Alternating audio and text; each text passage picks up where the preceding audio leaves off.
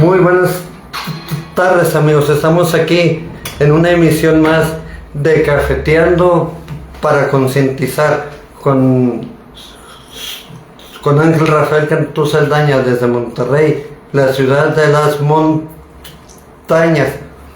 Vamos a comenzar con las efemérides del día de hoy. En 1642, Juan Palafox y Mendoza asume el cargo de virrey de la Nueva España. En 1861 muere don Cayetano Herrera, grande de la medicina peruana, fundador y primer decano de la Universidad de San Fernando, en Perú. 1862 gana las elecciones Raúl Aya de la Torre en Perú con un 32.9. Sus rivales fueron Fernando Belaúnde con el 32.1, Manuel Ordía con el 28.4%, Héctor Cornejo 2.9%, César Pando Eguizquiza con el 2.0%, Luciano Castillo con el 1.0%, Alberto Ruiz Eldredgeich con el 0.5%.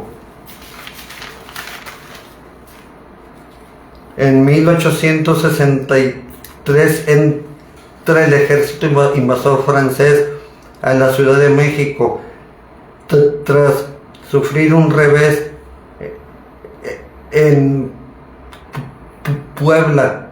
El 5 de mayo de 1862 continuaron con la invasión, donde el general Forey constituyó el gobierno invasor de ocupación, nombrando a Juan Almonte miembro de la Junta Superior de Gobierno. El gobierno de Benito Juárez decide retirarse hacia el norte de México para comenzar a organizar la resistencia. En 1898, en la batalla de la bahía de Guantánamo, la infantería de Marina de Estados Unidos inicia la invasión de Cuba. 6. En 1935, el doctor Robert Smith y Bill Wilson fundan la Fundación Alcohólicos Anónimos en Ohio.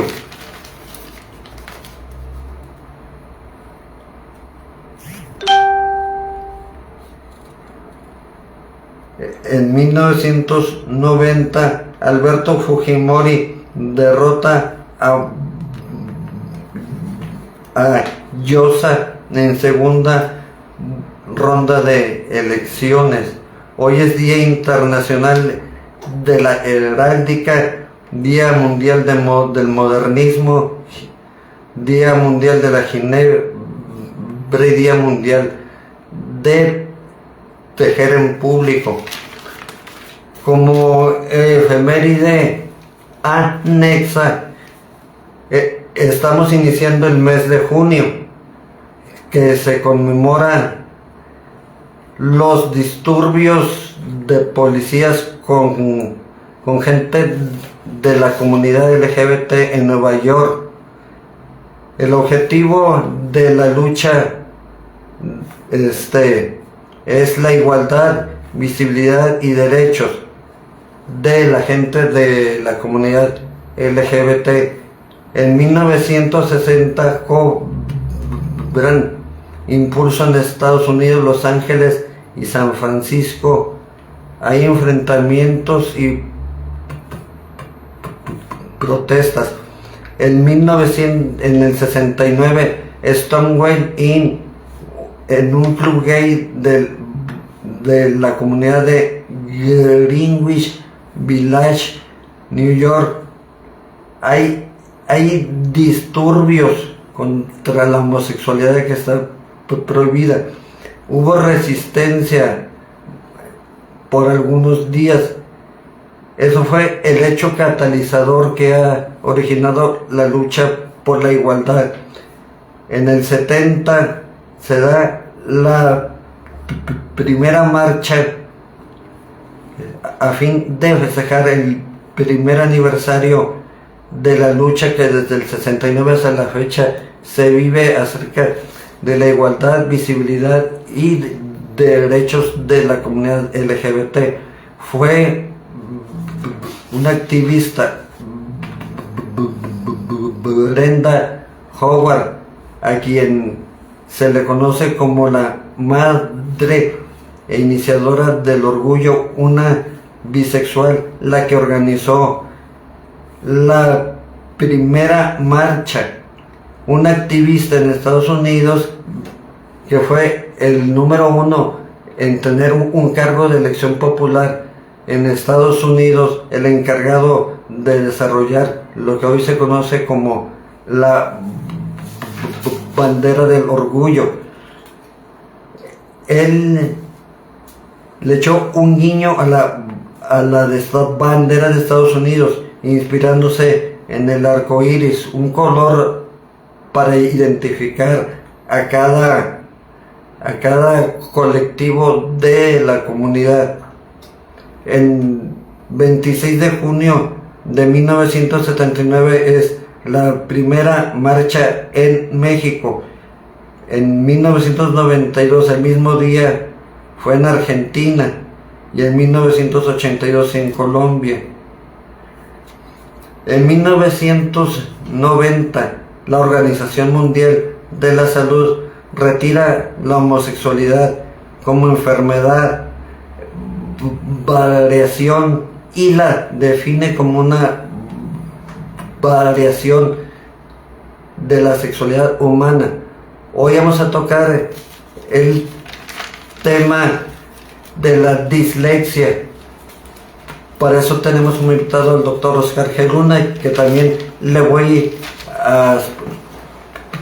a decir que me dé una información acerca de cómo fue que se dio que la homosexualidad dejó de ser considerada una enfermedad y cómo surgió eso. Le damos la bienvenida al doctor Oscar G. Luna. Bienvenido, doctor. ¿Qué tal? Buenas tardes. Sí, buenas tardes a todos. Aquí estamos nuevamente para retomar la cafeteando aquí con el licenciado. En esta ocasión quedamos que íbamos a hablar de la dislexia. Dislexia, muy bien. Se le llama dislexia a cualquier trastorno en la adquisición de las habilidades de lectoescritura. Sí. O sea, los pacientes o las personas tienen dificultad para poder interpretar los signos y los signos que significan lo de las letras y lo de la escritura. Es bien importante comentar que esto se tiene que, primero que nada, este tipo de personas tienen que tener un coeficiente intelectual normal, tienen que tener oportunidades de estudiar y de aprender de manera normal, y afectivamente que estén también no sometidos a cuestiones de tensión, de estrés, ese tipo de cosas que son diagnósticos diferenciales para poder llegar a este diagnóstico. Se hace el diagnóstico, al menos en los libros, ahorita para tratar de contestar un poquito tu pregunta, el DSM, van en el 5, pero en el DSM-4, son la clasificación de todas las enfermedades de tipo psicológico, ¿sí? Ahí es donde se hace una revisión cada cierto tiempo para poder incluir o quitar de los diagnósticos como tal. En este libro, en el aspecto de la dislexia, nos dice que para poder considerar una persona con dislexia, su rendimiento escolar tiene que ser disminuido, o sea, sobre todo específicamente en la lectura. Esto interfiere importantemente en su desarrollo académico y que no tiene que estar sometido a otras cuestiones como las que estamos platicando, de problemas mentales, problemas de retraso como tal propiamente, que sus capacidades cognitivas estén adecuadas. Este trastorno normalmente no viene solo, viene acompañado como tal. ya hablábamos que la dislexia es la dificultad para poder interpretar los fonemas. Cuando nosotros leemos y vemos las letras, le damos una interpretación a ese símbolo y la organizamos dentro de nuestro cerebro. Este tipo de personas no tienen esa capacidad. Hay una confusión o una alteración para poder hacer la asociación entre el fonema y para poderlo expresar. ¿Qué otra cosa? Hablábamos de que está asociado a ciertos trastornos. Puede ser asociado a otros trastornos también de tipo neurológico, como puede ser discalculia, las disabilidades motrices, y trastornos también se pueden interpretar dentro de ciertos trastornos afectivos. Pero el que es más frecuentemente asociado con la dislexia es el trastorno de déficit de atención, ya sea con hiperactividad o sin hiperactividad, como ya habíamos hablado de ello en otras ocasiones, ¿sí? Dentro de las cosas que están más asociadas a esto, pues está la discalculia, que es la incapacidad para poder interpretar números, realización de actividades matemáticas. Tienen disabilidad motriz, son pacientes que sus capacidades motrices no son tan finas, entonces se pueden considerar entre comillas como torpes, porque no pueden hacer ciertas situaciones. Ya vamos a ver más adelante que dependiendo de la edad son las cosas que pueden hacer, y también pueden tener alteraciones en la vida afectiva. Esto puede ser más que nada secundario, ya lo vamos a ver más adelante, lo vamos a repetir al final, de como tienen dificultades para poder interpretar eso, ellos se sienten que no son capaces de las cosas y les pega mucho tanto en su autoestima como en las cuestiones afectivas. Se empiezan a deprimir, se empiezan a poner ansiosos porque se comparan con los demás compañeritos y no ven que son un poquito diferentes. Y eso les genera ansiedad. Entonces, para poder sospechar cuando un niño tiene dislexia, el artículo lo divide en 4 fases. Lo vamos a ver de los 3 a los 6 años, qué tipo de cosas son los que tienen que hacer, de 6 a los 9, de los 9 a los 12 y de los 12 en la adolescencia. Entonces, de los 3 a los 6 sabemos que tienen un desarrollo adecuado o ciertas cosas que deben de cumplir como tal. En esa etapa, antes de empezar la escuela o escolarizarse propiamente como tal, inclusive antes de entrar al kinder, pues ya empiezan a asociar las letras con su sonido. A ver, ¿cuál es la A? Este tipo de niños tienen problemas para hacer esa asociación. O sea, no, como que su cerebro no hace match entre lo que están viendo y entre lo que significa. Y lo que significa, exacto. Entonces tienen ese problema.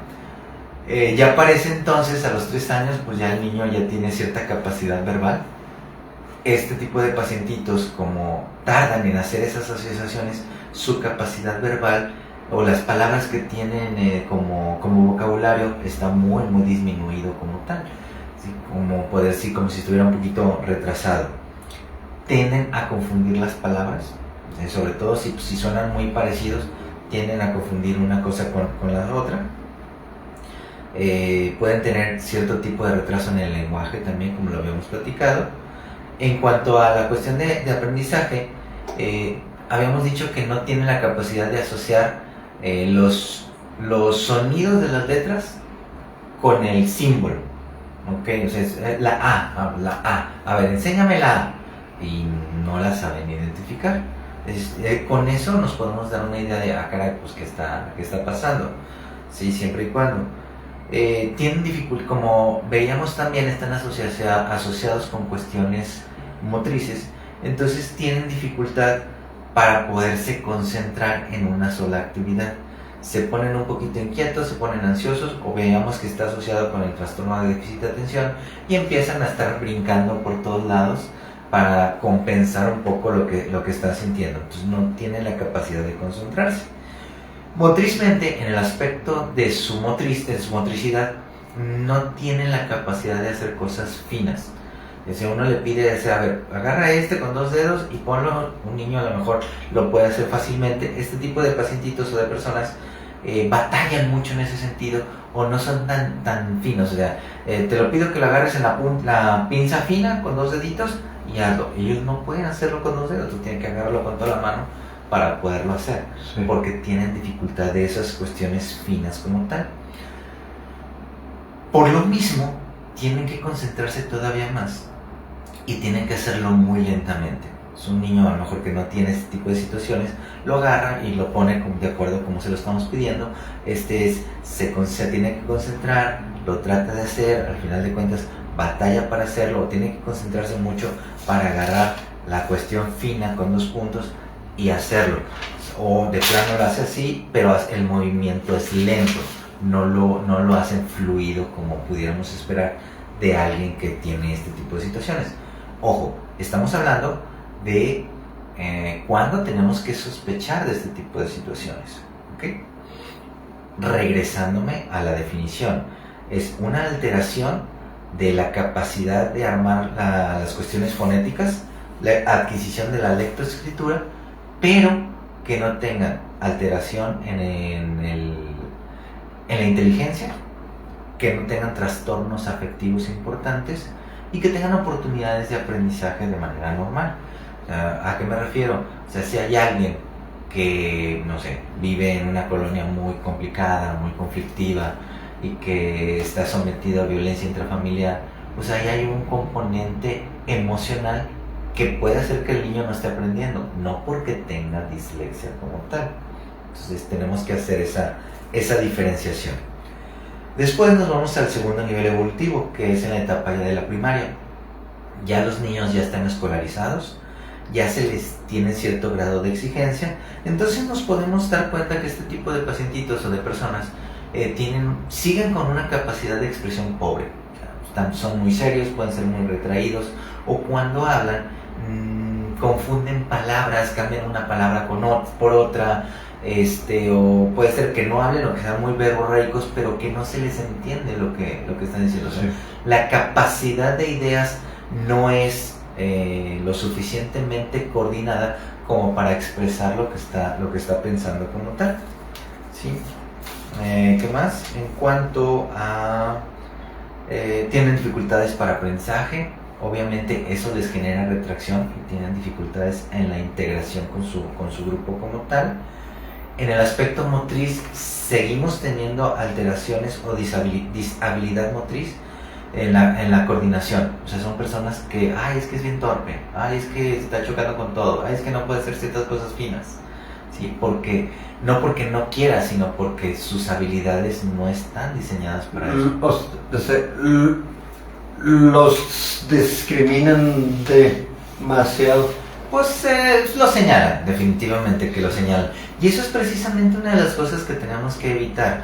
O sea, el hecho de decir, tienes tal o cual cosa, en este caso, tienes dislexia, no es para decir, mira, tienes dislexia. No, sino es, ok, ¿tu cerebro funciona de manera diferente? Hay que darte cosas diferentes o hacer cosas diferentes para que vayas aprendiendo y que no vayas a batallar un poco más adelante. Pero para eso tenemos que entender qué está pasando, que no es que esté dañado, sino que simple y sencillamente su cerebro funciona de manera diferente. Así es, no tiene la capacidad de aunar los simbolismos con lo que significa ese símbolo. Motriz, ya habíamos en cuanto a la lectura, pueden, o al momento de la escritura, pues entre los 6 y los 9, pues ya se supone que tienen que empezar a escribir. Pueden tener errores de ortografía, pueden escribir con mayúsculas y con minúsculas, pueden saltarse o comerse letras o cambiar una palabra por otra al momento de hacer las redacciones, ¿sí? Y obviamente pueden tener la capacidad de leer, pero su lectura es muy lenta, pueden cambiar palabras, pueden estar desorganizados y su capacidad de comprender lo que están leyendo es muy disminuida. Sí. Otra vez, no porque no tengan suficiente inteligencia, sí, porque su cerebro funciona de diferente funciona manera. diferente, exacto. O sea, si tú le preguntas a alguien que tiene dislexia pura, que no tiene discalculia, o a lo mejor es muy bueno en las matemáticas, pero no sabe leer porque tiene dislexia. Entonces está compensando una cosa con otra. No porque su cerebro tenga una capacidad cognitiva menor, sino porque no tiene ciertas habilidades para uno, pero sí tiene ciertas habilidades para otro. ¿Ok? Regresamos a la escritura. Tiene poquitas palabras, batalla para escribir, se come letras, se come palabras, cambia una palabra por otra, y eso es para irnos orientando en este tipo de pacientes. Después, 9 de 12 años, ya se supone que ya para ese entonces pues ya saben leer y escribir de manera adecuada. Este tipo de pacientes con dislexia continúan batallando. A lo mejor han ido avanzando académicamente, pasando de año o panzando de año, Sí. porque demuestran otro tipo de habilidades, o porque a lo mejor no saben leer y escribir, pero son buenos en geografía, son buenos en matemáticas o qué sé yo, y pueden ir pasando de año. Pero siguen leyendo muy despacio, siguen intercambiando palabras o letras, al momento de escribir pueden intercambiar palabras, pueden seguir escribiendo minúsculas mayúsculas y minúsculas alternadas, siguen con errores de ortografía. Los pasas a dar clase y tienen una pobre capacidad de expresión, ¿sí? Porque no organizan bien sus pensamientos, porque todos los significados de las palabras los tienen volando, ¿ok? Y obviamente tienen una baja comprensión verbal. Tampoco entienden mucho, le tienes que estar explicando poco a poco lo que queremos que ellos entiendan. Este tipo de pacientes a lo mejor ya pueden ser un poquito más coordinados, tienen todavía cierto grado de incoordinación, se llama disabilidad motriz, pero una de las cosas que llaman la atención es que se cansan muy rápidamente. Entonces son personas que en deportes también no rinden, pueden tener calambres, no son tan hábiles para poder hacer ciertos ejercicios, pueden llegar a confundir nuevamente su izquierda con su derecha. Si no, vete a la derecha y se van para el otro lado, a la otra derecha. Entonces, esas cosas son las que nos podemos dar cuenta o que nos orientan para poder pensar que esa persona pudiera llegar a tener un problema. ¿Okay? Y ya dentro de los adolescentes, pues ya la organización de la lectura y la estructura de tareas son desorganizados en sus tareas. A lo mejor ya pueden entender un poquito más, a lo mejor saben leer con dificultades, pero son muy desorganizados porque todavía ese simbolismo batallan para hacerlo. Pueden haber encontrado estrategias para compensar esos simbolismos, pero finalmente siguen batallando en un mundo en donde les exigen cierto grado de rapidez. ¿Sí? En cuanto al diagnóstico, sí hay que entender, lo podemos sospechar cuando una persona tiene un cierto nivel inferior que el resto de sus compañeros. ¿Okay? Entonces, ¿sabes qué? Todos tus compañeros van aquí, no sé, por ejemplo, uno de primaria, todos tus compañeros ya saben leer, tú no. Okay. Ya tienes un cierto grado de retraso en ese sentido. Ahora, tus capacidades para leer son porque tienes retraso motor, tienes un problemita en el cerebro, tienes alguna enfermedad, estás deprimido o algo. No, okay. No estamos haciendo diagnósticos diferenciales, entonces ya podemos empezar a sospechar de un proceso de dislexia. Okay. Y el tratamiento pues va encaminado principalmente a estrategias de aprendizaje individualizadas. Regresamos a lo mismo, su cerebro no funciona de la misma manera, pues no le puedo enseñar igual que todos. Tengo que buscar alternativas, que buscar estrategias, ejercicios específicos que nos puedan ayudar en eso.